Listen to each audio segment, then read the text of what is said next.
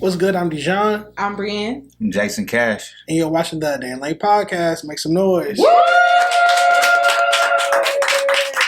Let's take this shot. Let's get it going already. Okay. G-Funk episode. Yeah. I'm going to chase it with some of this. Oh. So it's the G-Funk episode, so we, keeping it G-Funky. That's for this for the men's. I don't do this. Well, you can take a little sip. Okay, we can do it. I've never drank a 40 before in my life. You was with Crip, man. No, I ain't had the $500. To interview him. Oh my God. Yeah. I couldn't do the 500. It's supposed to foam like this? Hold on now. I don't know. Put your finger on it. Oh, you like that? Mm-hmm.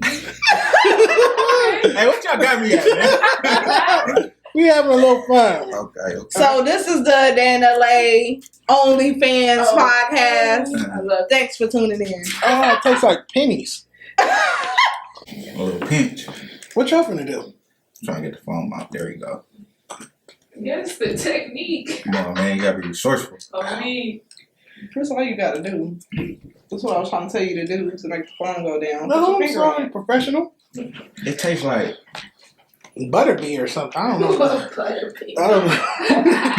like batteries. Like, remember, like strawberries and all that shit. Uh-huh. It tastes like if you put that flavor in that shit, it'd be close to it. You taste that malt. Yeah. That I don't even know how that what malt is, but that malt liquor. Yeah, well, we tried to kick it with the OGs today. Yeah. Shout out to y'all. Yeah, that's y'all thing. Yeah, let's start with the icebreaker though, Jayson. I asked everybody who comes up here top 5 questions. So I'm gonna ask you top 5 G-Funk albums of all time. Like when you saying albums, yeah. Can I say my G-Funk rappers? Okay, top 5 G-Funk rappers. I'm gonna say first Snoop. Okay. I gotta say Quik. Just off his first album, I gotta say Sugar Free. Okay. For sure. That's my favorite rapper, by the way. Gotta say Warren G. And it's crazy because he wouldn't call his music, I don't think he would call his music G-Funk, but I'm gonna say G Perico. He absolutely is G-Funk. He made Complex's artists keeping G-Funk alive in 2018 list. He was like number 1 or number 2. Buddy was number 1. He was number 2. But let me ask you, read the room, May 27th. Yes, sir. We're already going to just get into that. Tell me about this project. What can you share about it? What can you share with the fans about this project? Man, I'm very, very, very, very much excited about this project. I feel like when I was making this project, when I realized it was Read the Room, because it wasn't that at first, when I realized it was that, in my mind, I was just like, I wanted to answer the why. It's like, why does he have a deal when he only got this many followers? Why does a legend like Fuzzy manage him? Why do Blast fuck with him like that? Why? And I just felt like this project was an opportunity to showcase my talent from top to bottom, like from the beats I pick to how involved I am in the beat selection, how intentional I am with, just the lyrics, everything about it. So I feel like this project is a very, very good introduction to anybody that don't really know me or look at a nigga on the gram and be like, okay, he could rap when he do freestyle shit, but can he make songs? Right. I felt like I want to occupy that space of the rapper, the nigga that could rap but could also make songs. Right. So, it's a full-length project, fully produced by the Eastie Boys. Yes. Right. My in-house producers, if you don't know who the Eastie Boys are, they did Chosen for Blast, Mismatch for Bino, all that movie, all that type of shit. I had a couple homies involved too, like they co-produced a record with my nigga T-Reg. He did Got It All for Blast and Dom. And then it's the co-produced record with Mustard as well. Right. So we got Blast on there, Kaylin For Real on there. Dom Kennedy is on 2 songs. Simba's on there. So yeah, like everybody that's on there is somebody that I knew personally that I could taste. And I want to say like every feature. Every feature was recorded at our studio. It was not like I sent something to somebody and they sent some shit back. So everybody was like able to lock in with each other. Everybody sit down and Kaylin really pulled up, did the hood. Dom literally pulled up and did both records in the same night. And that was super important. I just felt like, a lot of people would be like, man, LA music don't sound like LA. And even though I'm not from the city of LA, I'm from the county. I'm from Carson. Right. And I'm not a nigga trying to front like I'm Shout out to Coop. I seen that shit. Right. You know, shout out to Coop. But yeah, like I'm from Carson and I wear that shit proudly. And I just felt like, you know, they always say our music don't sound like us. And I want to make sure I gave a body of work that sound like us. Because I know what I hear when I'm in the streets. Right. I wanted some shit they could play at Fin and Feathers. We'll get to the club later. You know what I'm saying? Oh, That's the spot. right. Yeah, because Yeah. everybody be up there. Okay, Hey, well. Get to I the Fin by 10. You hear me? Listen, it's ghetto up there, but you will catch me up there. Yeah. Okay. Okay, so I wanted to know, like, what was the experience like actually making Read the Room? Like, would you say that it's completely different from the things that you made, the music that you made previously? Did you approach it Yeah. like an album more so, or did you? Yeah, approach it Right. because so before it was Read the Room, like I just knew I was making a project. I just didn't know what it was. Right. So I had a whole different title, a whole different idea of what I thought I was doing. So like I have one record where the Archbishop Don Magic Juan is talking on, right? Mhm. Because the original project I was working on, I had Don Juan narrating the whole project. And That's fire. it just didn't like what I was trying to do. I just felt like the music I was making wasn't relative to where I was at. You know, I felt like I was, you know, I had just signed a deal. I had just got some bread. I'm moving around. So in music, you talking like that and you feeling like you that, but then you go outside, don't nobody know you. Right. So I felt like Read the Room. I literally had to read myself before I entered the room and realized like, it ain't like that yet. You know what I mean? So let's dial back. Let's get back to, you know, humble yourself for right. real. Right. So Okay. I humbled myself and I feel like the topics that I was talking about changed my approach to the music, changed my understanding of my place and what I felt like I was trying to establish changed. So, man, it was definitely a super different process, especially for the Eastie Boys because it's the first project. They had, you know, they got records, Right. plaques, Plaques. you know, yeah, Right. plaques. You know what I'm saying? But it's the first full project they did. Mm. You know, so it was a lot of like them trusting me trusting them. It's a lot of throughout the week, me on the phone with JFK. It's a lot of like me in the studio talking to C Styles and just really just chopping and locking it in with my team, having people around me that wasn't yes males. I don't want to say yes men, I but like that. yes males. Yes.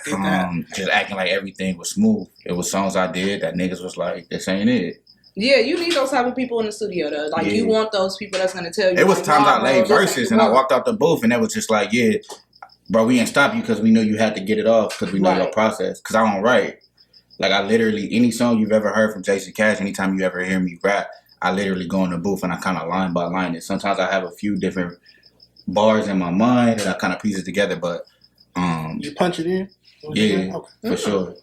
Or it's kind of like like writing without putting it down. So like for Read the Room, shout out to China. That's my A&R's assistant over at Atlantic. She had to type up all the lyrics to go on Apple Music because I don't write the lyrics. If I had them in my note, I would send it to her. But you know, I be thinking about people that have to do that. Like that's tedious work. yeah, It and it's so doesn't get crazy. acknowledged. It's so like- crazy because she was like, yeah, I'll do it. And I got off. We had a call like with the label. When I got off and I called her, I was like, China, it's cool. Like I'll do it. Like she was like, no, I'll just write them and then after that, like you can just make your edits or whatever the case may be. Imagine having to do That's that for tight, Bino. Woo! That is stupid. Motherfucker. Oh, this is good.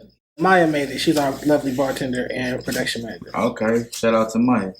All right, so I want to ask you about your experience with Atlantic Records. How has it been since you signed with them? You don't know, like you grow up wanting to rap and be like, oh, I want a record deal and all that type of shit.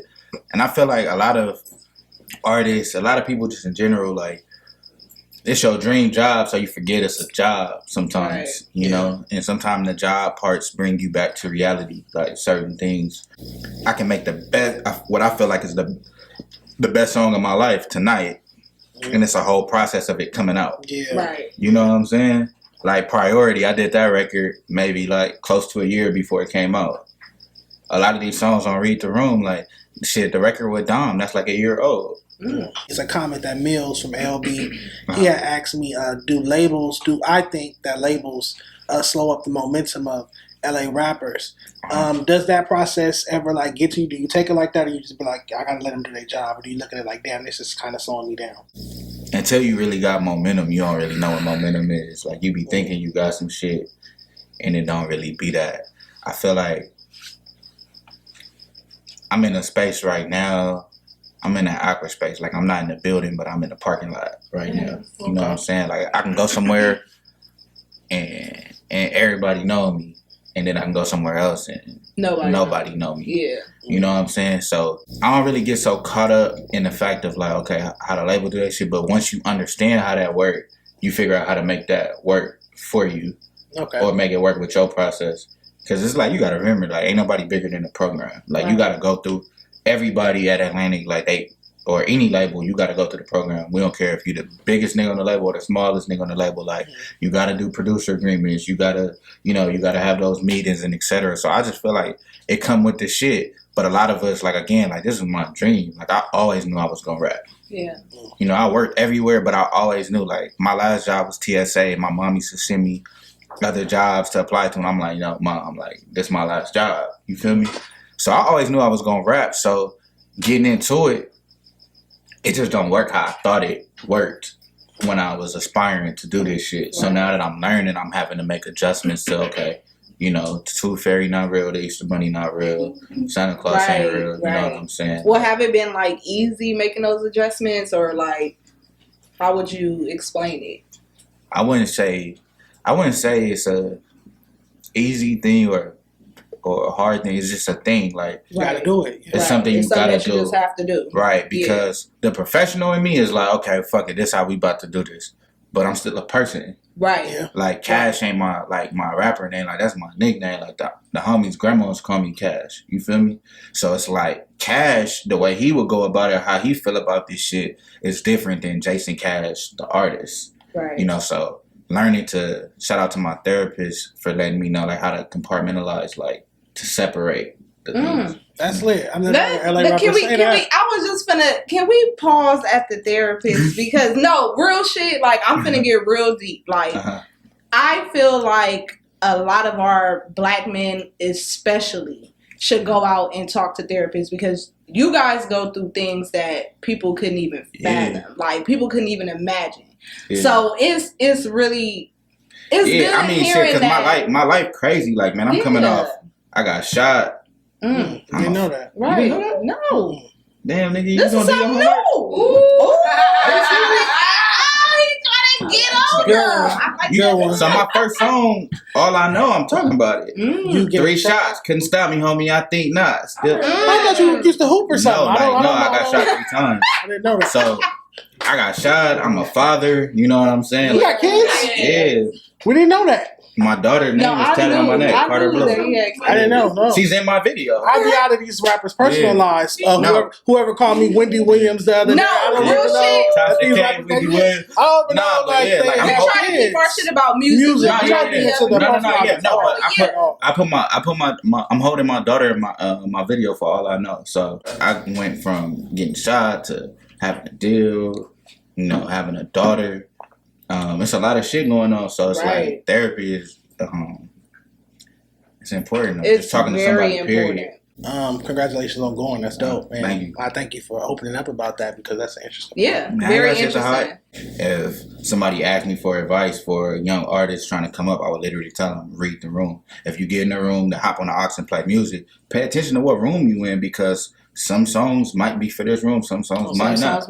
You know what I'm saying? Or be careful what you say when you in the room with specific people, because you know what I'm saying? You just don't know the energy. So I feel like that's one of the things. That's definitely why my project is called Read the Room, because that's something I had to remind myself throughout the process. Because I stayed, I was writing for people and playing the rooms for a second, like as a fly on the wall. So while I sat back, like, it was like a point in time where I had left, and I'm like, okay, Boogie got 1.5 million monthly listeners on Spotify. Blast had 3 million monthly listeners on Spotify. Reason had 1.2 monthly listeners on Spotify. I'm looking at all this shit. One Take J was at like 500,000. Bino was at like 700,000. I'm looking at all this shit. This is how I dropped my song All I Know, because I'm looking at all this shit. And I'm like, okay, I'm looking at everybody's monthly listeners. I think Buddy was at like 2 million. How do you remember this? Because I pay attention, I guess. But that's what you're supposed to do. But I'm looking at all this shit, right? And then I'm thinking about, like, when I'm in the streets, what I hear. Right. Blue Bucks Clan at the time had like 100,000 monthly listeners, but I heard them everywhere I went. Right. So I realized the difference between numbers and impact. And impact, yeah. You feel me? So that came from me reading the room. So I had to pay attention. I'm glad that you said that. I'm glad that you said that because I got a question. Okay. Since the infamous report card, I'm not here. Yeah. What do you feel like you improved in like the most as far as like the cadence, the lyricism, consistency, all of that? Like, what do you feel like you improved on? This is awkward in person. I mean, we gotta talk about it. you We right. gotta talk about it. I don't feel like nothing changed. Okay. I feel like now I just got release dates. I'm doing the same shit I was doing. He heard the project, but that's the only reason why I said something. Right. Because I had heard it wasn't something about like again like I didn't have nothing personal against bro. That's why when I even did the rap, I didn't disrespect him. Right. When I get to the end and I'm saying like if I'm inconsistent and lazy and all that shit, like why my name come up when you do a list? There's rappers with way more of a catalog than me. Like you didn't even put Reason in there. He has more music than me. Right. We from the same neighborhood. Right. He got over 1 million monthly listeners, but you thought to put Jayson Cash. Yeah. Why? I was throwing Because you I covered a lot of I covered a lot of ground in what I was doing. I was throwing you a lob. No. I was throwing you a lob. I knew that this was gonna be This nigga lying like a motherfucker. Oh, you a palm reader? You a mind reader? No, I knew it was gonna be a good look. No, but just keeping it real, the reason why I said something was because like when they were saying like people's catalog is low and the reason was being lazy, I feel like if nobody ever heard of me and know nothing about me, I don't want them to hear from a spaces that his grade is like that low because he lazy. I'm not lazy at all. I never said that. No. But you was talking in general. But it was so much shit going on that how I felt was I didn't want nobody to apply a general statement to me. To you. So my whole because you don't feel like you fit that. Context matter. I understand that. I agree. But again, that's why I didn't say nothing about him in this shit. I just talked about me. This is what I done. With 3 songs. I toured with 3 songs. I did this with 3 songs. Like, let's just keep it 1,000. Right. That's just how I felt. Right. And I did it, and I wasn't going to put it out. I played it on live, and people was going crazy while I'm playing it on live. And I'm like, that night I went to, it was Corday listening party. My phone was like in a sleeve because they take your phones from you. Okay. So I'm in there. And I'm talking to the homie T-Reg. And matter of fact, before I even talk to T-Reg, I'm at the studio. I FaceTime Epic after I get off live because he was commenting on the shit. So Epic must die. Shout out my boy. I met him the other day. And he told me, don't put it out. He was like, bro, don't give it no energy because people going to think you this and that. I'm like, all right, for sure. Left it alone. I bounced the song out though. So I'm at the release party. I'm like, damn, like motherfuckers was fucking with this shit on live. I'm talking to the homie T-Reg, and he was like, shit, nigga, you played it on live. You might as well put that shit up. Drive it. So Simba gave me some scissors at the shit. I went to the bathroom. I cut my phone out. Out the sleeve. Yeah, out the sleeve. So I cut my phone out the sleeve. I tweeted it. I put it on Twitter. I remember. I come back out, my phone is out the sleeve. I pull my phone out, tried to record Dave Chappelle. They catch me with my phone, put it back in the sleeve. Oh. They didn't kick me out, they put it back in the sleeve. So I forgot that I tweeted the shit. And it was going so we crazy. leave. It was going crazy. So we leave, we go to eat. And I open Twitter and I got so many notifications. And then they hit me, I'm like, I tell T-Reg, I'm like, oh nigga, this shit going up on Twitter. Yeah. But I had forgot that I had posted this shit and bro told me to do it. So I did it, and then I saw that shit, and I just started writing a few bars. That nigga said I got my first diss song. Yeah, I just started writing a few bars. I'm like, yellow ass nigga. Hey man, I'm not yellow. I'm McDonald's chicken nugget. When I heard it, honestly, like, and he can tell you, I'm like, that's how the fuck you supposed to be. I seen. Like, I remember your tweet. You said Jayson motherfucking Cash. I know that's right. Period. Yeah, like that's how you supposed to let us know. Like, if you feeling the type of way, put that shit on your music, and it's gonna bleed on the track, and we gonna love that shit. And I feel like that's exactly for sure. And then just be mindful with what you saying and who you saying it to. Like, I wasn't talking to him. I was talking to you. Was talking to everybody. You was talking to everybody. If you look at this shit and you see my grade, like, okay, well, let me tell you why I don't feel like I deserve a grade. But shout out to my big homie from the production company I'm signed to, Chase. He said to me, he was like, yo, pimp, like, your score not bad. He was like, your grade is only low in shit that you don't control. Like, everything else is high. Impeccable. Right. He was like, literally, everything else highlight. He was like, your only low grades is shit you don't control. Yeah, and that's all it would take, like I explained time and time again. If you have an A in class and you walk in today and you like, fuck it, I'm going to get an F on this test, you no longer have an A. Right. So that's all it was. It's just, that's how grading works. It wasn't personal. But top I'm happy tier it happened. fucking artists, period. Like, as far as our LA County, like, he's the one. No, and they know that. They know that. I'm learning. You humble. Like, I'm human. But you know what I'm saying? I'm human. So you see it and you like, your first thought, like, it's prideful. Because you seeing everybody. Like, I always tell niggas, like, doing this music shit is like going on a job interview in front of everybody. And everybody can see when you don't get the job. You know what I'm saying? Because, nigga, you see niggas drop songs every day and you see what connect and what don't connect. So it's like literally doing a job interview in front of the whole world. Y'all watching us try to get this job. Right. You feel me? So, like, to see... I never even put it like that. That was a great way to put it, Today we got inside the rapper's philosophy, the rapper's mindset. Like, and but don't have too many rappers on the show. But that's how I thought about it. So when I seen the D+, like the person in me, it hurt my pride because... Not because... I felt like the grade was accurate, but it hurt my pride in the sense of like everybody seeing me get a D+. Like everybody seeing this, you know what I'm saying? So they're looking at grades and they're like, okay, D+. So think about the people that don't have nice things to say about me or don't have good sentiments about me. They looking at that, yeah, motherfucker, that's what you get. Right. You know what I'm saying? I get what you're saying. I was just trying to tackle it head on. I'm goal oriented. I'm trying to get the But in the same breath, though, I got to keep it 1,000. Like, that's my pride. Okay. That don't got shit to do with somebody else. So you can easily project what you dealing with off on somebody else. You know what I'm saying? But, that was my pride. Why my prideful reason as to why I felt the way to begin with. Okay. You feel what I'm saying? So then when you get past the pride, then I'm like, wait, hold on.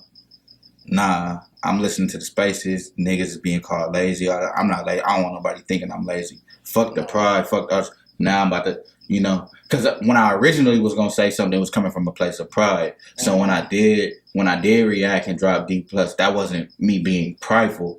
You know what I mean? That was just me being objective to the situation. Okay, context matter. Let me tell my side of the story. Right. So now, when you do that, your results is different. If I would have moved off my pride, like, somebody else might have done or anything, it wouldn't have worked in my favor. Right. So. Right. I get what you're saying, bet.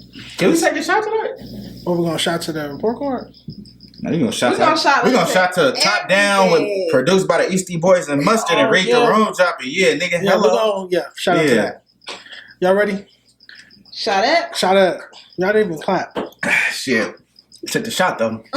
All right, y'all. Y'all know what time it is. It is Tweet of the Week time. Dun dun dun. Dun dun dun.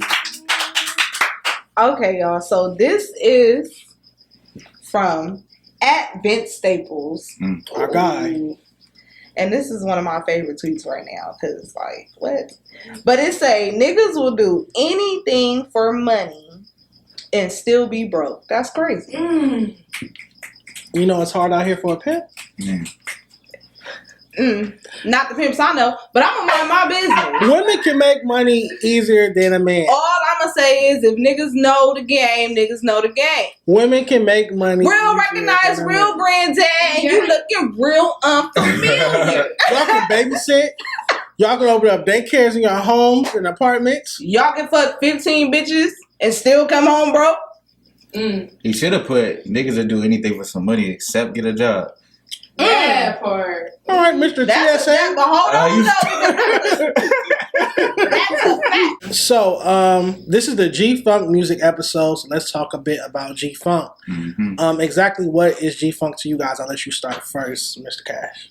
I feel like, for me, how I always interpreted G-Funk is like, when you say gangster, it's not like, but like the gang, not the gang banging. It's more so like you mix the just off J, just the general principles, just regular gangster shit. The lifestyle, the culture. Okay. You mix it with the funk, like you mix it with, their influences. Like you got to think like, so that a lot of that shit came through the 90s. So it's the gangster twist on the era before them, like the 80s. So it wasn't like it wasn't really a whole lot of rap. shit in LA. You feel what I'm saying? So you mix the funk, the Parliament, Funkadelic. I was just about to niggas say, fuck with I George agree. Clinton and all that shit. Like when Ice Cube did Bop Gun. That was the shit that they parents was listening to, and like you know they kind of like got the little shit from there. Because that's like if you even look at the new LA sound, it's like a modernized G-Funk. I hear that a lot, which is why I was so confused by why people acted like G-Funk ended in the 90s or it's only a 90s. So you have to be a 90s, you have to be out in the 90s to be a G-Funk rapper. Because I still hear elements of G-Funk. Even in your new single, him with Dom Kennedy, I hear the G-Funk in it. But I'm a child of the G-Funk era. Right. You know what I'm saying? Mm-hmm. So I wouldn't call myself a G-Funk artist. I would just say like we doing our twist on what was already done. Okay. You know, adding on to the story. And our interpretation of it. Because that's our influences. Quik, Battle Cat, you know what I'm saying? Yeah. All that shit. So what about you, Bree? What's your definition of G-Funk music? Honestly, yeah, I was gonna definitely say the same thing. Like it's like the gangster rap. It's like I'm dead ass serious. It's like the gangster rap on a funky ass beat that you just wouldn't like. You can play that shit in your fucking lowrider. If you can play that shit in your lowrider, that is a fucking G-Funk song. Period. Yeah. Like, and you know it's the way you nod your head. Right. So it's a different feel. Like I would say, shit. Mac 10, Backyard Boogie, like that give you nothing but the cavi. Dub C, one of my favorites. Oh yeah, that's my favorite right there. But you feel me? At the end of the day, the Ghetto Heisman. I did my homework. That's what I think about when I hear G-Funk. I hear a nigga getting on there, like you said, saying getting on there for the culture when it come down to the gangster music. You don't gotta get on there and I'm from here, I'm from there. Fuck this, fuck that. You feel me? Yeah. No, you ain't gotta do that. You still telling us about the gangster shit that's going on, but it's in a way that we can like bob our head and banging on wax is the G-Funk. I'm not saying no. It's not. I know it's not G-Funk. That's gangster rap. So like think about it like this. All right, so even though none of us are gang members or anything like that, like in a conversation, you're telling them keep that shit G, like keep it gangster. Like, are you calling G-Funk the traffic rap of the 90s? No. Is that what you're saying? Are you saying that you didn't have to be a gang member and it didn't require that set of lifestyle to participate as traffic rap did? No. See, that's when we get into the content, but we also talk about the sonics. Yeah, most of the G-Funk rappers from back in those days actually gang bang. Right. Yeah. They have a story to tell. It's different from now. Like now, they're telling their friend's story. They see what the fuck their friends. See, what I would say, like gangster rap is more like what made some gangster rap was the content. Right. G-Funk is rooted in the sonics. Yeah, the sonics of production. You know what I'm saying? Right. Yeah, I would say that to me, G-Funk music is gangster funk music. So I have to hear a psychedelic influence. I have to hear those synthesizers. Yeah. I have to hear those heavy snare drums. You gotta have the swing, though. Yeah. I gotta have that bounce, too. I feel like the funk is the beat and the tandem. I need to hear the tandem like a funk band, like a psychedelic funk band. Like George Clinton and Zap. All those different bands and acts at that time. Yeah. So there's two theories you can check on my article that I posted earlier today on it, where I kind of get into both theories. One theory is that 213 Warren G, Snoop Dogg, Nate Dogg made G-Funk at Dr. Dre's house one summer, staying with him when he was letting them come stay with him. You know, keep him out the streets. You know, Warren G being his younger stepbrother,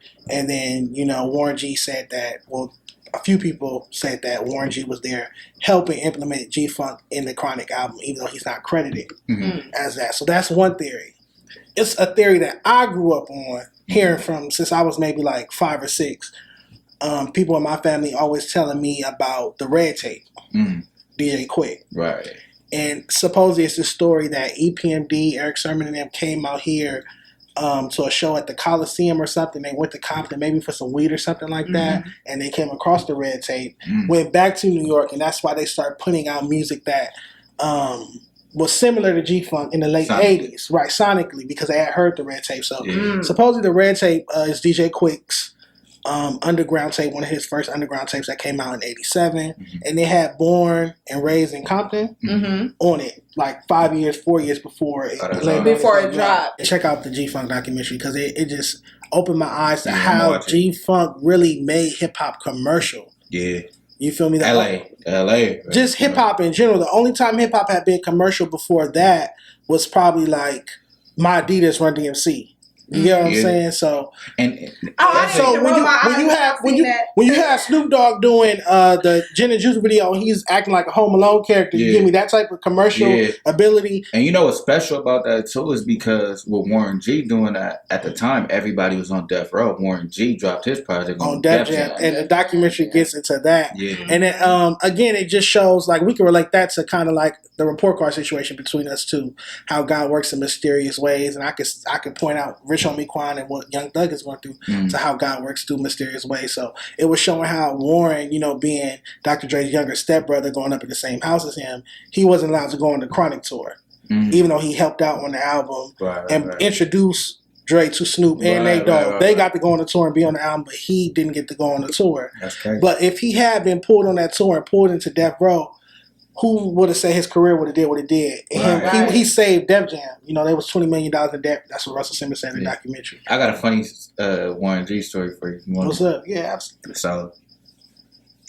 I was somewhere. I would say where I was at, but I don't want to look like the nigga name dropping and all that type of shit. But I was somewhere, and I seen Warren G. And he said, "What's up to me?" Right? He thought I was Airplane James. That impressed me. Yeah, he thought everything you do. I had my shades on. I told Plain that he was laughing, and then like we came back, but I played it off. He said it, and I shook his hand and kept it pushing. Mind you, I hadn't met him before or whatever, but I played it off, and he came back. He was like, "Man, my bad, bro. Like I called you." Now that he was up on me, because I seen him like just breathing through. But I told Airplane that we had a good laugh about that. I think Desi G looks more like Airplane James than you look like Airplane James. Yeah, he do. He do. Nah, I just think he seems... You're more like Kid Ink or something. I'm here. Man, please. I'm getting This nigga playing on the show. Nah, you know what I really get a lot? I get Ice Cube a lot. Okay. And the next nigga that tweet me say I look like Carl Anthony Towns, nigga, we gonna run a fade for sure. He's overrated, man. Who else I get? Yeah, I really get Ice Cube and Carl Anthony Towns for sure. But when I was young, this girl told me I look like a broke ass Carmelo Anthony. But bitch, I ain't broke no more. That's crazy. Oh wow. Carmelo before the break. Somebody snorted. That was before I had a fro and shit, but yeah, he for sure hit me with the Airplane. That's hilarious. That is G-Funk history right there, for sure. G-Funk history. All right, so y'all ready to get into this G-Funk list? Yes. Would you pardon me while I pull it out really quick? Oh, yeah. Y'all crazy. But the greatest G-Funk rappers of all time, according to DeJon Paul. DeJon Paul's list. Oh, you gonna specify? Oh, hell no. We in this together. Yeah. It was all of us. Nah, I'm playing. Now, this was all me. Again, like I said, I've been doing my research on G-Funk. We've been dropping lists every week. On different subgenres of West Coast hip-hop. This week is G-Funk. So let's get into the list. At number 1, I have Snoop Dogg. At number 2, I have Ice Cube. At number 3, I have DJ Quik. At number 4, I have Warren G. At number 5, I have Nate Dogg. At number 6, I have the very controversial The Game. At number 7, I have Sugar Free.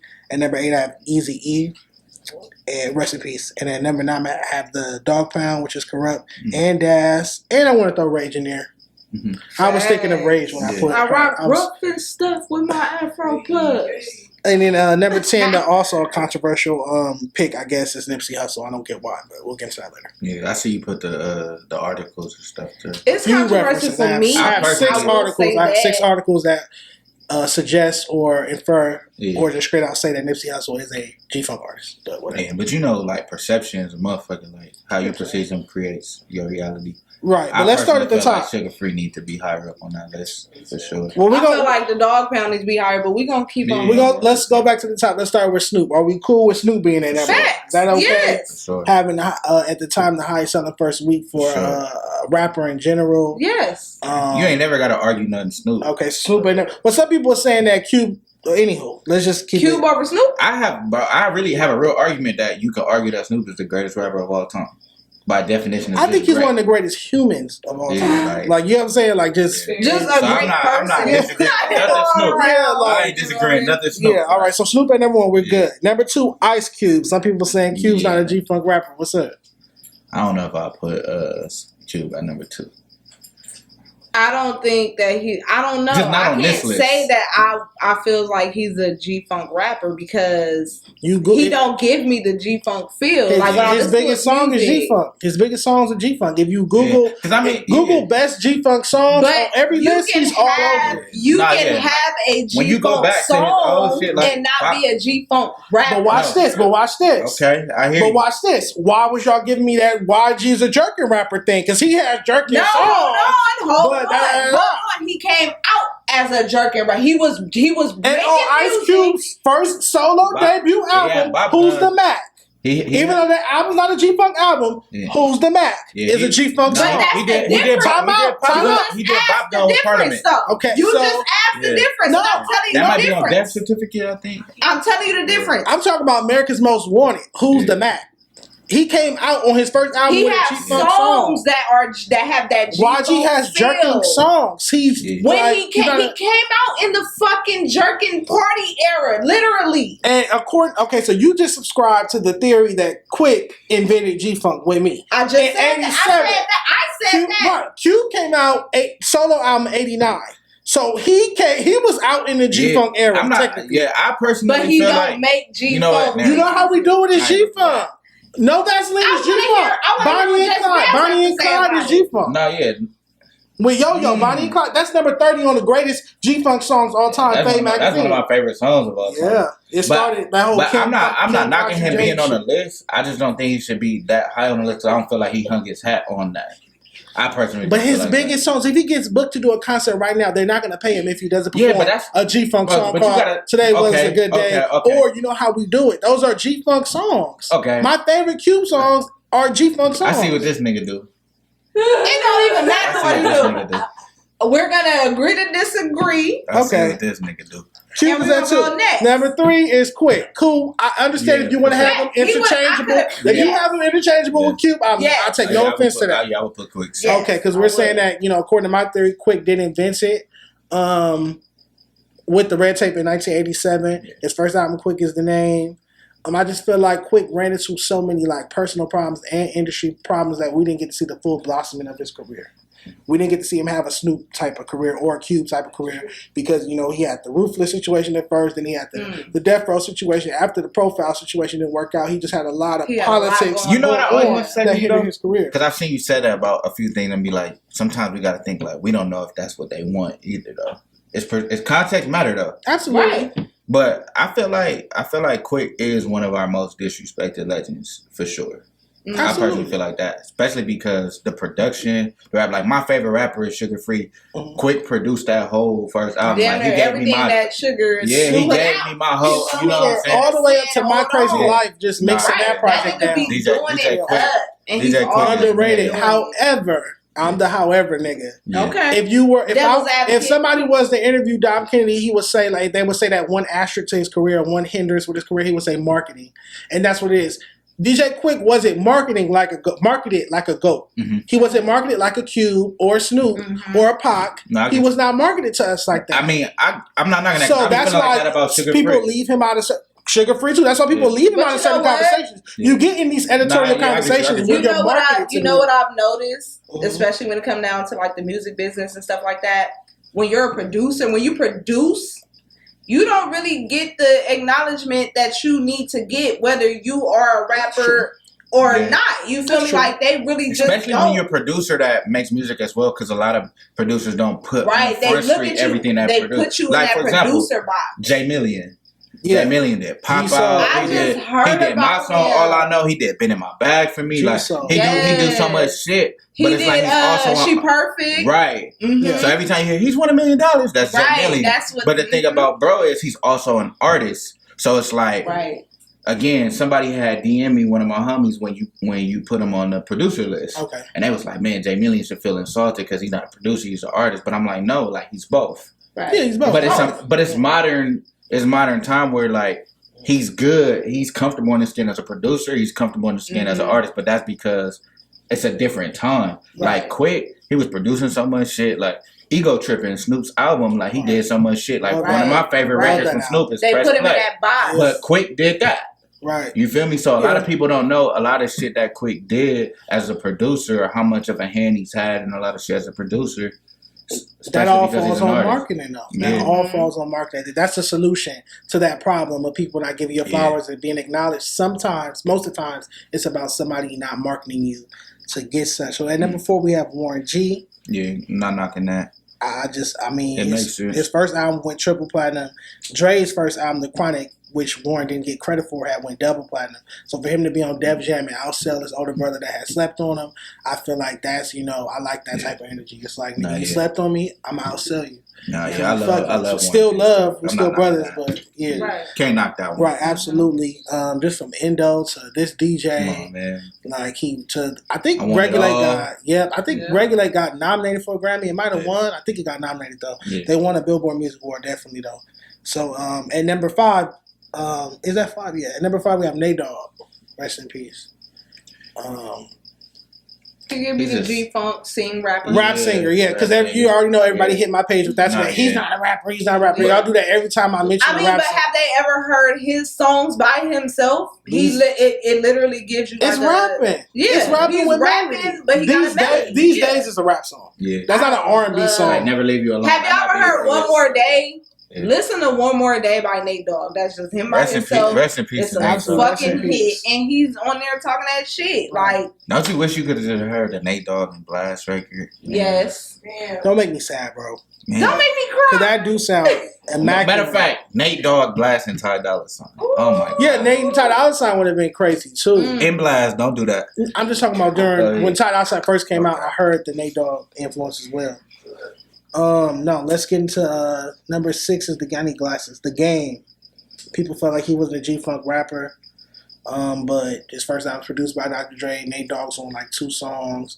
I consider Don't Worry. And then on his second album, Doctor's Advocate, you have a song called Old English that I love. That's G-Funk. Yeah, I look at Game more like a gangster rapper than a G-Funk rapper. But that's your list. Right. You don't think he's ever made G-Funk records though? I'm not knocking it, but then again, it's also how, like I said, go back to how you perceive it, because it ain't like a list criteria like, okay, that's automatically G-Funk. But I look at Game came through banging. Yeah.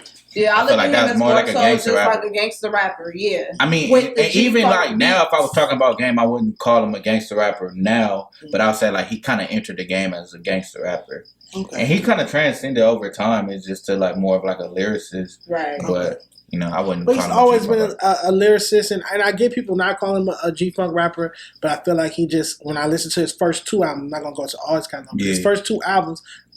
There are G-Funk songs on there, and those are the songs that the album that did 5 million and 4 million. Like that. I feel it's G-Funk on those projects definitely, and they have Nate Dogg on not 1 but 2 songs on your debut album. Nate Dogg's on that song. Right. On 2 songs on his debut album, and then the Don't Worry song with Mary has G-Funk. Fire! My mom used to wear that shit out. Same. What's the shit with Keisha? No, that's on the second album. What's that? I'm paying homage because you paved the way for me.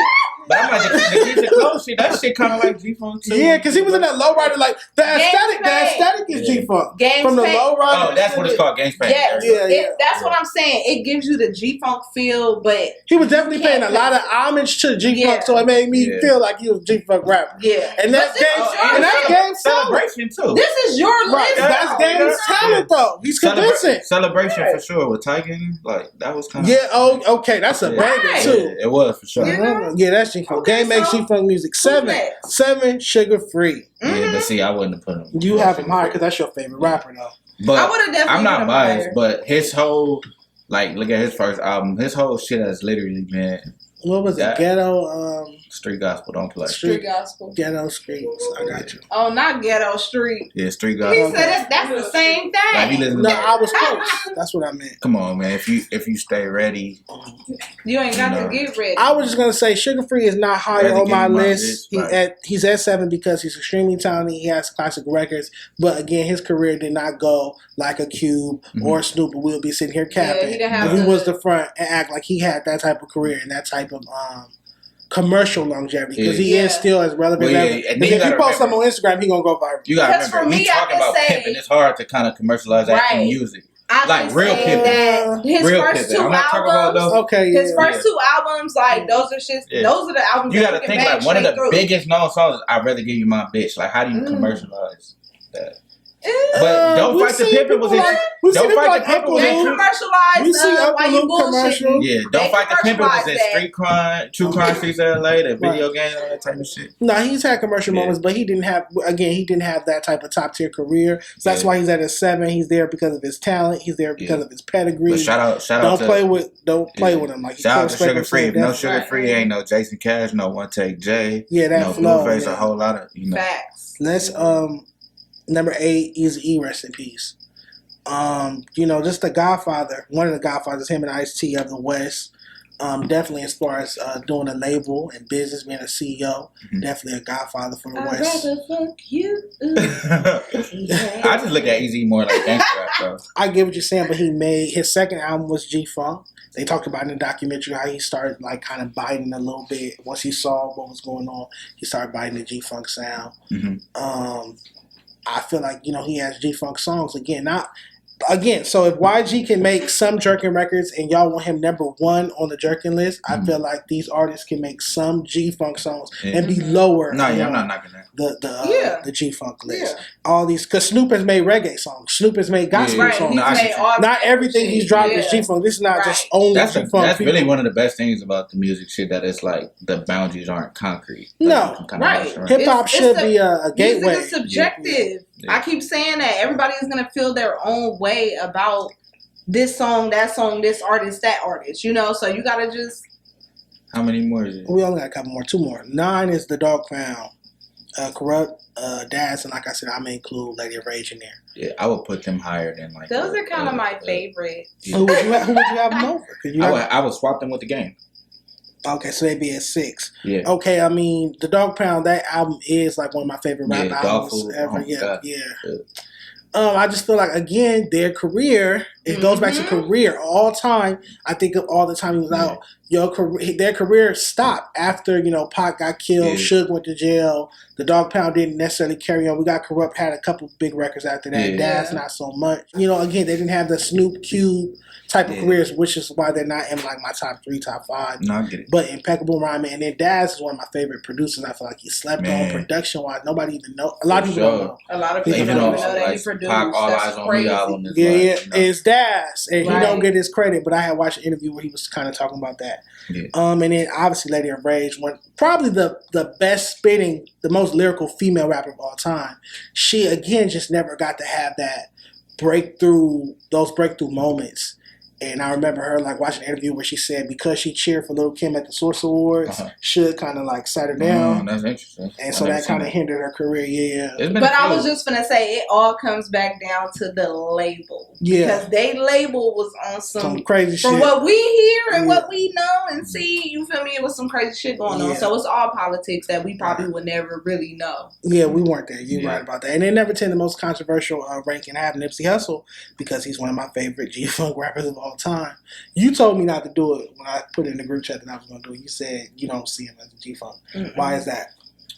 I feel like like I said, it's a lot of these artists, they have the G-Funk feel when it comes down to some of their songs, like their beats. It's the beats that give that G-Funk feel.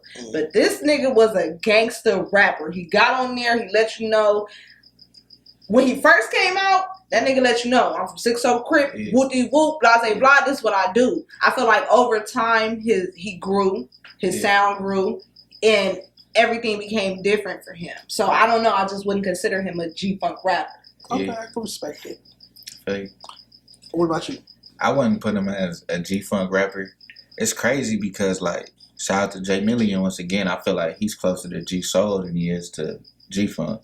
Because it's like, if you listen to, like, one of my favorite shits, like Ocean Views, like, it's soulful. Yeah. A lot of Nip's music is soulful. I felt like he kind of came in the game like on some gangster rapper shit, but then it came like more like motivational as opposed to just like gangster shit. It became like, we gonna get this money, we gonna live a good life. Yeah, like he got some songs, like even like the song he got with Snoop that he what is it Question? called? Gangsta Life. Questions, yeah. Question? No, Okay. the Gangsta Life. Okay. But that shit is like, that's like some G-Funk shit. Yeah, For sure. So he has those moments, but sonically overall, I wouldn't look at his like catalog So as like G-Funk. same with Q, one of his biggest songs being G-Funk. Yeah. My first time hearing Nipsey Hussle was Hustle in the House. I remember for sure. watching MTV Jams and they cut it on. I said, it's an LA rapper on TV. And I was ecstatic, and I heard Hustle in the House, and I heard that. Yeah. And I associated with G-Funk because for he had sure, the braids and the gold jewelry when everybody was wearing platinum jewelry. And, But he was and banging shit. though. Yeah, Super. but again, you're saying that But no, G-Funk is traffic rap then, Nah. whereas you not necessarily I didn't say shouldn't that. be banging. I didn't say that. Like I said, is it a deviation from banging? Like that's the how only reason why I would mention that is because there is a gangster rap. Absolutely, gangster rap to me So is like like- Ice-T, and Nipsey has gangster rap records, but he also makes G-Funk. I can't name an You don't Ice-T know me. G-Funk record. Because I would just say the reason why I wouldn't put him, especially because there's lists that he could be higher on. And like I don't feel like this is the best list to put him on. But what list would I put him on? I don't want to do any more lists. Yeah, I know. I knew one day you were gonna stop, nigga. I don't know. I just it's certain artists just don't even. Because I just feel like for that 10 spot, They not there's in the other people that box. you could put. Like, I they feel like just got listen. multiple, they're Putting him number 10 after these people is not disrespectful. No, it's not. No, You want to be mentioned in the conversation with Snoop Q, Eazy-E, just to be clear, I Nate don't Dogg. feel like you're being disrespectful. Yeah, at all. that's I just feel icon like- status. This is But I feel like as icons, far as, all like, icons. When you think G-Funk, there are other people that you could put. Like I would put somebody like High C. Not putting High C. High C doesn't have bigger records than Hustle in the House. No, but High I'm C doesn't saying, have like, more as a- important records than Blue Laces, which is the G-Funk song in my opinion. What about Dub C? That's what I'm saying. He has bigger songs in G-Funk than Hustle in the House. Dub C has had a bigger moment in his solo career, not with West Side Connection. He has a bigger moment in his solo life than Hustle in the House. The shit when they dub the streets. Gotta get the cash thing. Okay. Like what you mean? Okay. He got hits. But Dub C's in my top 15. Yeah. He was at like Oh, his 12. When I was a kid, Dub C was On my his favorite rapper. own. That's what I'm saying. You missed a couple, But but this this is is your list. Right. No, I'm going to say Nipsey Hussle because to me, my introduction to him was as a G-Funk artist. The first song I heard from him was a G-Funk song. I associated that with him because I saw like the old school whips in his videos. Even though he always liked Benzes, it was old school whips around. Him having just West Coast attire, super West Coast attire. He never got into the skinny jeans and shit, the jerk and shit, none of that shit. He was strictly West Coast. Like I was like, oh, he's homaging. He was homaging G-Funk era artists. He was homaging. People was comparing him to Snoop when he first came out. For sure. Like he was. That's why he literally right. turned the road down. Yeah, he was the new Snoop. Mm-hmm. You get what I'm saying when he first came out. So that's I've why I learned- associated. I've learned Yeah, when of I see course. your But niggas, list. yeah. I've learned when I see your list to remember like your opinion. It's not know what I'm only is it saying? just my opinion, but I would like people to not like, but I think a certain way. And I'm honest about how I think. This is just how I think. I think unorthodox. So, of course, I could have put traditional, conventional G-Funk rappers on here, but I want people to see. Obviously, that hasn't been working for us. I want people to think unorthodox and think out the box. You can't watch me pull Nipsey Hussle into a G-Funk conversation. Yeah. But see, like my point was that it's like when I look at the list, I remember it's your opinion, and then at the same time, I understand that context matters. So when you're looking at a list, you don't see the context, you don't see the thoughts of why he's. People are just looking at a list. But this is what this nigga good at. Cause he know that nigga don't see the context, so he knows they're gonna get in the comments and they're gonna go back and forth to create the context, their context on somebody else's opinion. So I'm mindful of like, okay, that's his nigga opinion. So sometimes I'll type out a comment back, like I be wanting to say some shit and I just delete the shit because I'm like, you can't beat a nigga at that game. Right. Well, it's not a game to me. No, nigga, It's not a game to me. I hate that you think that. You must have met some really awful people in your life to think that.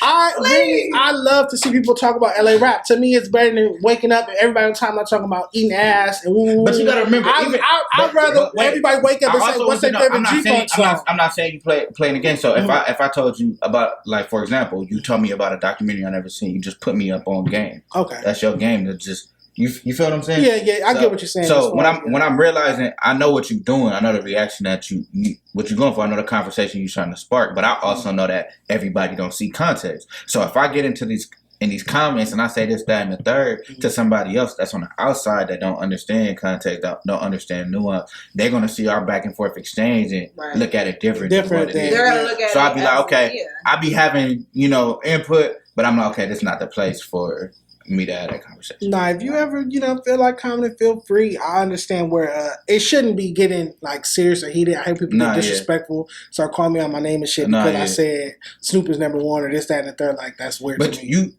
again, we gotta remember though. That's one thing. Like especially like getting close to dropping a project. I remember is like as you drop something, everything is up for anybody's interpretation. Right. However they choose to look at it or whatever. It's like so once that list. All the research you did, all the homework you did on it, once you put it out, all that shit out the window. It's how somebody see it and how they perceive it. Like that's emotional reaction. I'm always speak to logic. That's why I have my references and my sources. Right. I said The Guardian called Nipsey Hussle a G-Funk revivalist. Right. And Complex said he was one of the artists reviving G-Funk in 2018, keeping it alive, excuse me.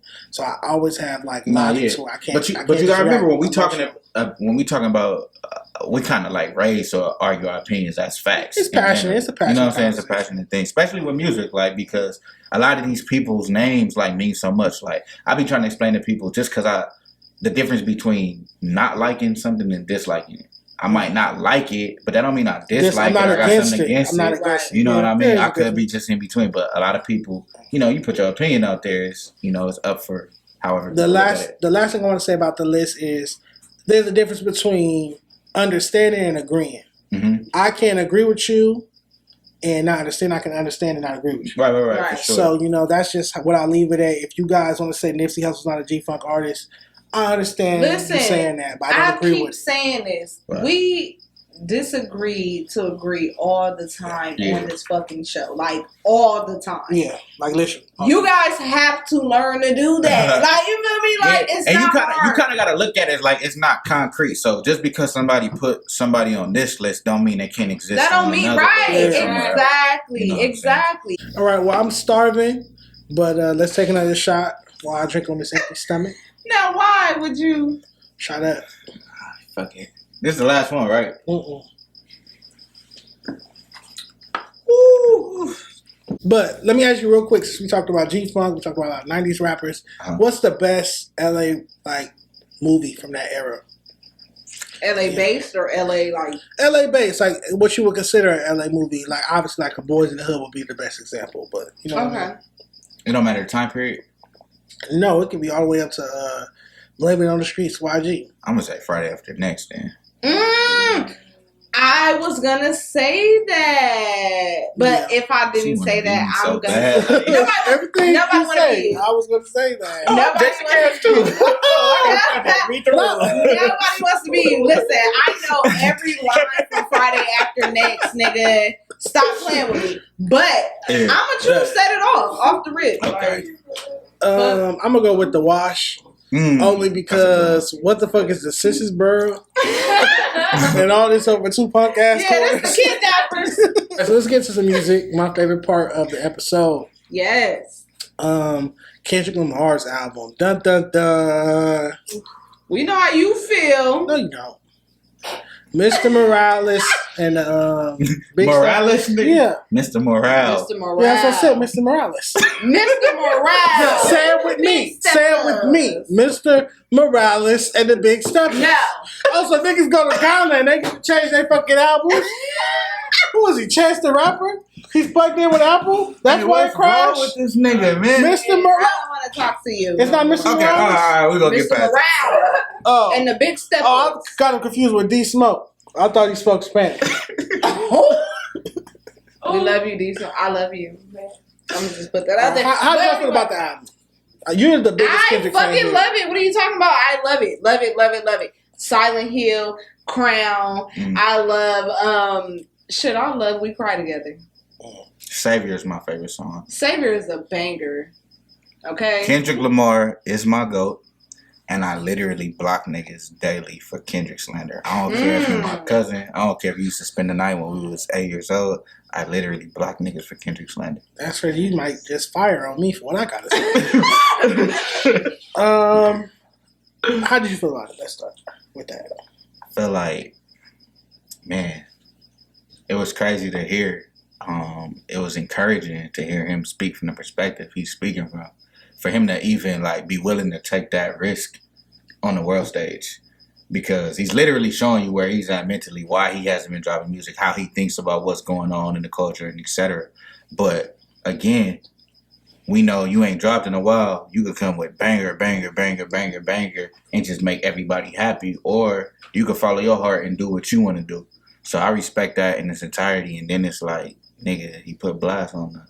Bro, it's niggas. You got to think, like, you know, I've heard y'all talk about who needs to be putting LA artists on albums and shit like Absolutely. that. No. Kendrick Lamar, the biggest rapper in California, put Blast on his project. One of the biggest rappers in the world. Right. It lets you know he tapped in. Right. Blast went from 7 million monthly listeners on Spotify to 14 million, close to 15. Let me find out you over there curating playlists and stuff. Nah, I just pay attention to what's going on. So it's Okay, like but for you Kendrick can to say do the some. same. So for Kendrick to do some shit like that, not to say like it's just doing Blast a favor, like Blast been working. No, that is a favor. That's him doing a favor. But Absolutely. Sure. But that's like him, not just a favor to Blast, but a favor to the city. No, I start making the faces and stuff once you said that means Kendrick is tapped in. That's when I start reacting You don't to think what you're so? saying. Because that's very surface level to say. To me, that's surface level. You think so? A Blast, reaching out to get Blast, the hottest nigga out here, is not being tapped in. Now, if it was like a smaller feature or something more keen, something with some more nuance to it, absolutely. I don't think getting a Blast feature when we've seen Blast on Nas' album, when we've seen Blast on Rick Ross' album, that's just a trend. That's not tapped in. So if a nigga go do some shit that's trendy, is he tapped in, or is that just following a trend? Okay, well, that's not tapped in. You gotta pause that because I don't look at it as following the trend, because if you think this is Kendrick Lamar, he can get anybody. So Roddy Ricch.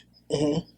From Compton as well. They supposedly have a record together. They never came out. But what I'm saying is, you can go after so many different names. Yeah, we didn't see like a Kalen O'Reilly's album. It was great to see Blast on. But literally, what I'm saying, as far as Kendrick, it's like, bro, like just look at the space. Kendrick has 47 million monthly listeners on Spotify.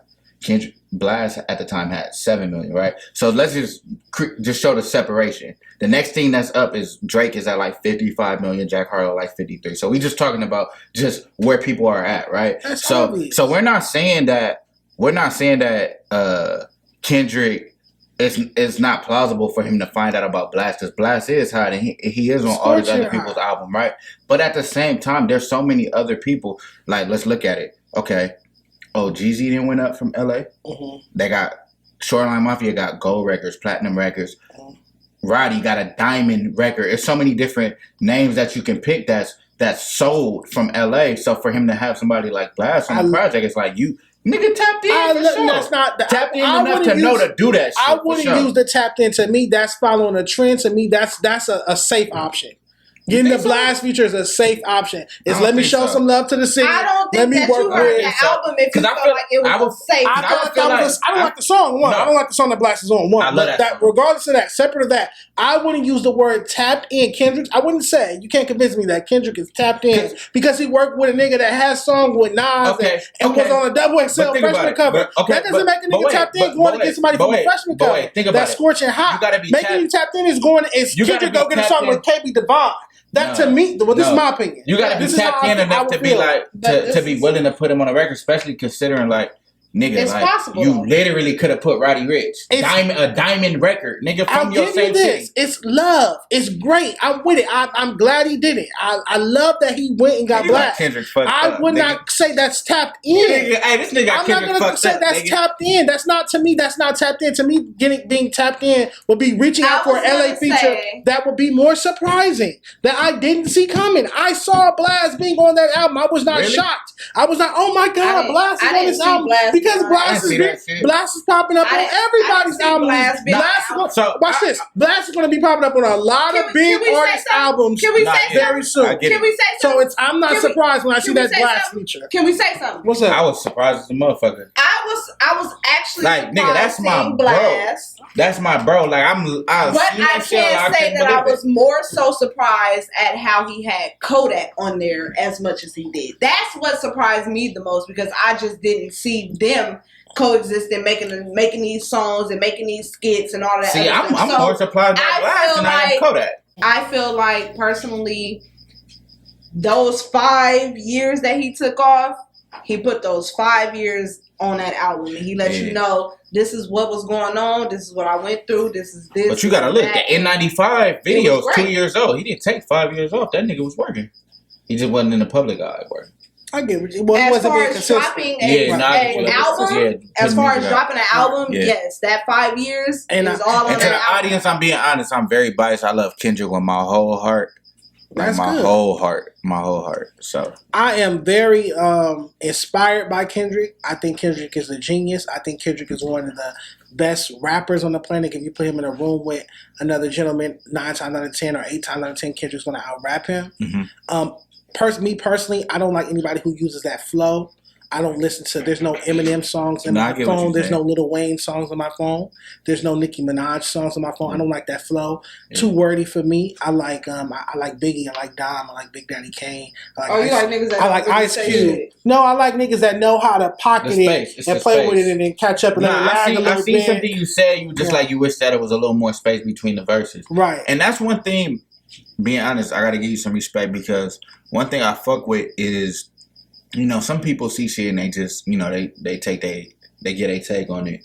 But one thing, being realistic, is like, what's for you? Yeah.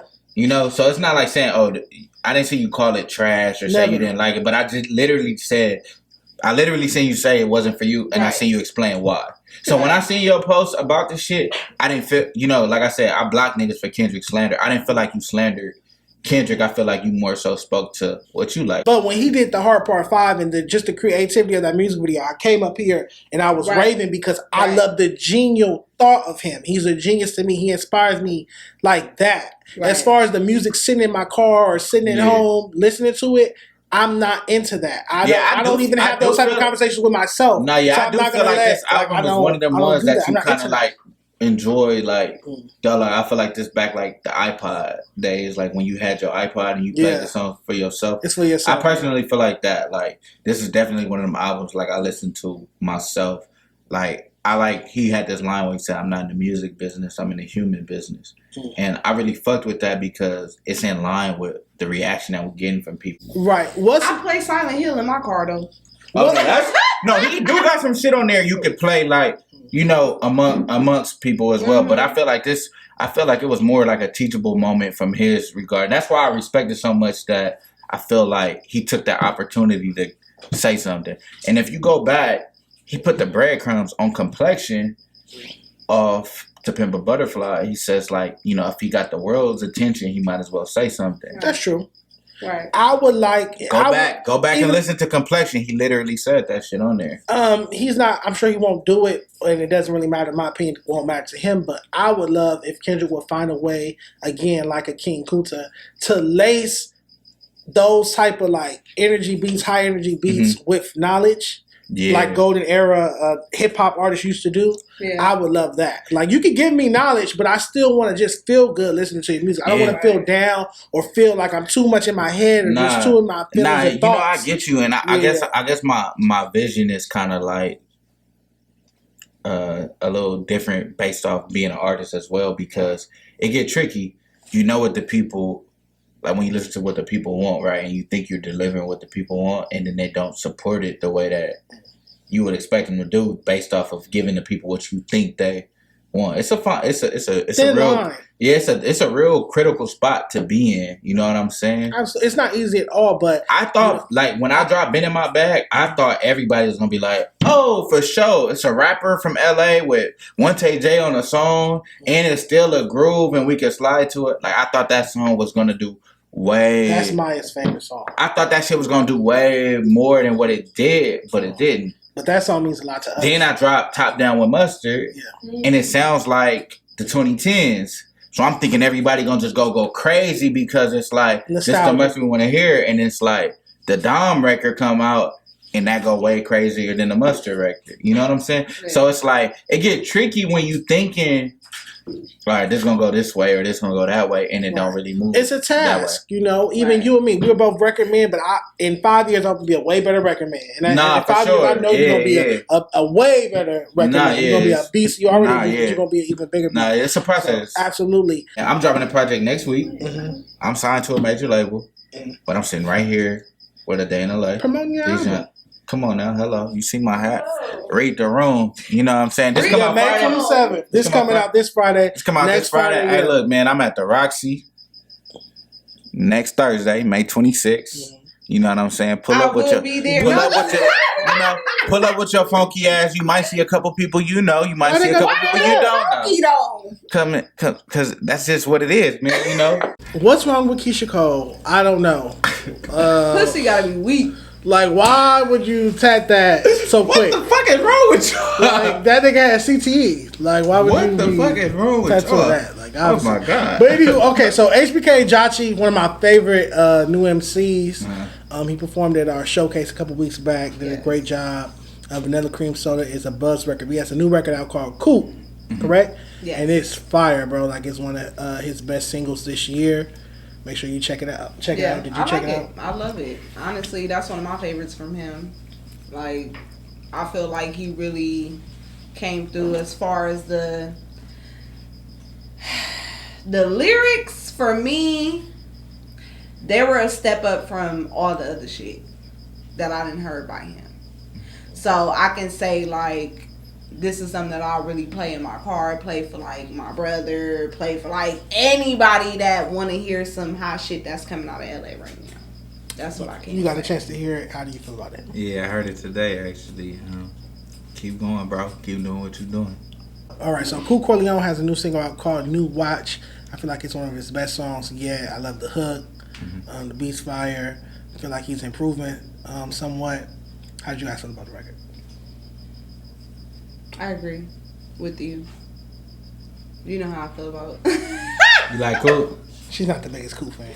I'm not the biggest Cool. Like, I like him as a person. He's really cool. But as far as his music goes, no, I'm not the biggest fan. But you do like this But song. I like this song. Like, man, this is one of those songs that I was telling Coop, man, like, my favorite song from Coop was some shit called The Crip On You. Okay, yeah. Yeah, that's my favorite song. I like Black Mercedes too. Right around time, Black Mercedes. Yeah, like Cool's hard. Yeah. I feel like I would maybe like to hear somebody write for him. I say that just to get the verses intact. Now, I'm not gonna say write for him, but I will say like have a with him. How old is Coop? He's young. He's in his early 20s. Yeah, I mean, like, he young, man. He having fun. He he turning up. He putting that shit on. I seen him say he was the best dressed in the city. No disrespect to Coop, but you know, I be putting that shit on myself. He be fly, but you're definitely one of the best dressed rappers. Somebody had mentioned that LA rappers didn't know how to dress or something to that effect. Said that LA rappers and fashion didn't go in the same sentence.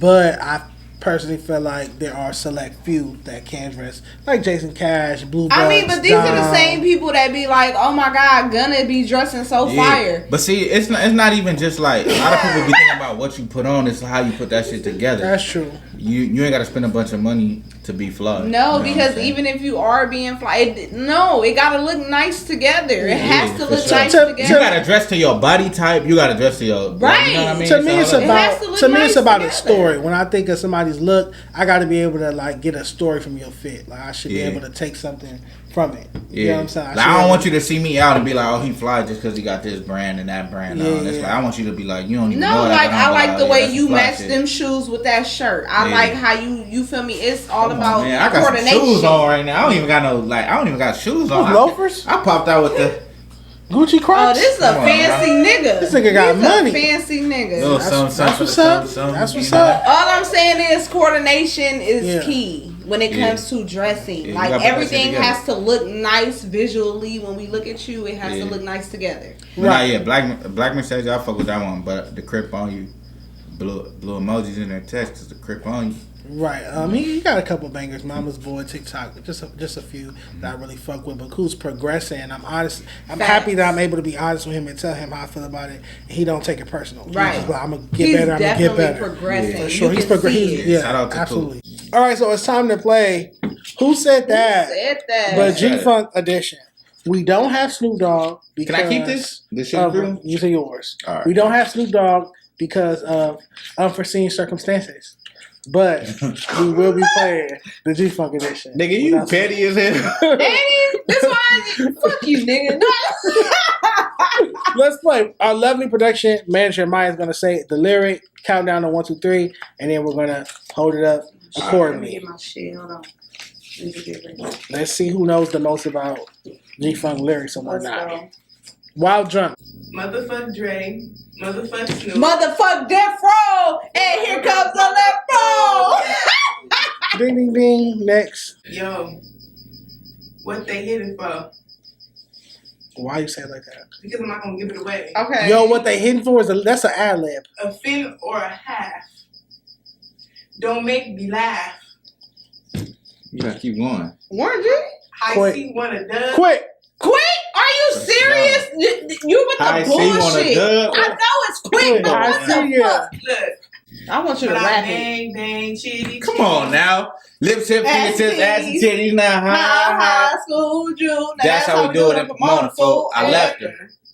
Oh, Oh, my come on, That's your now. favorite rapper. Dug her up, stood her up, And fuck fuck her. her up. Okay. It's his favorite rapper. That's not fair. Stop playing. I'm swinging into a whole new era. This nigga right here. Who is it? It's Warren It's G. kind of easy. It's like super It's Warren G. Yeah. Right? She said, but I bang, bang. Come on now. Is G Malone a G-Funk rapper? I will put him. Oh, yeah, 'cause That good. G to the A. That's a A to the hit. L. G I sounds was yeah, I'm gonna yeah. give it to you good. You got a DJ Quik lyric off the top of the head? Y'all move. Y'all got to be some of the clumsiest motherfuckers. That's my favorite DJ Quik line. 1.5 to 2.5. And then the song Yeah. start back. That's Yeah. that's I that's don't my know. That's one of the Quik girls, right? My favorite song by DJ Quik is Dollars and Cents. shit. Uh-huh. So my favorite line is the most disrespectful one. When he said Dollars he and was Cents gonna your put the favorite dick up in the mouth and then piss right before he nutted it. He So said, I don't know. I'm itching. nah, I can really bust out quick verses for you, nigga. Do it then. I'm the bomb, bitch. I'm seasoned. Peter Reason, you know. Pimpin' gonna have you see me with a badass hoe. Legendary, my name. Secondary, you can't be. You won't see me fat making hits till I walk with a clean. Still 5'11", 6 feet with shoes. Compton, OG niggas giving niggas the blue. Esther Stone making your bitch catch the bump. You know, we gonna stop right there. Okay. Well, Quik is the name. G-Funk is the game. Period. We finna be out of here. I'm gonna take a shot and I'm gonna sip from my old English. I'm because- gonna take a shot with my buddy right here. Yeah, this is the G-Funk episode. We finna Jason do it Cash, up. read the Come on now. room, May Read the room, 27th. May Read 27th. the hat, read the May Come on, room. man. Stop playing with me. Yeah, tap in with us.